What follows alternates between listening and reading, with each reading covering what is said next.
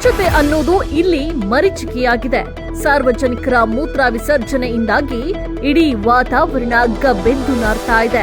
ಇದರಿಂದ ವ್ಯಾಪಾರಸ್ಥರಿಗೆ ಹಾಗೂ ಸಂಚರಿಸುವವರ ಸಂಕಷ್ಟ ಅಷ್ಟಿಷ್ಟಲ್ಲ ಬಿಡಿ.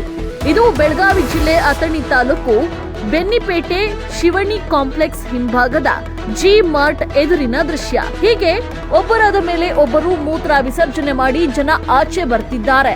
ಆದ್ರೆ ಸೂಕ್ತ ನಿರ್ವಹಣೆ ಇಲ್ಲದೆ ಶೌಚಾಲಯ ಗಬ್ಬೆದ್ದು ನಾರ್ತಾ ಇದೆ.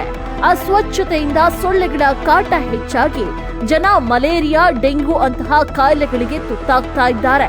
ಇನ್ನು ಈ ಸಮಸ್ಯೆಯನ್ನ ಕೇಳೋಕೆ, ಪ್ರಶ್ನೆ ಮಾಡೋಕೆ ಯಾವ ಅಧಿಕಾರಿ ಮತ್ತು ಸಿಬ್ಬಂದಿಗಳೂ ಇಲ್ಲ. ಶೌಚಾಲಯದಿಂದ ಆಗ್ತಾ ಇರುವ ಕಿರಿಕಿರಿಗೆ ಜನ ರೋಸಿ ಹೋಗಿದ್ದು ಹಿಡಿ ಶಾಪ ಹಾಕ್ತಿದ್ದಾರೆ.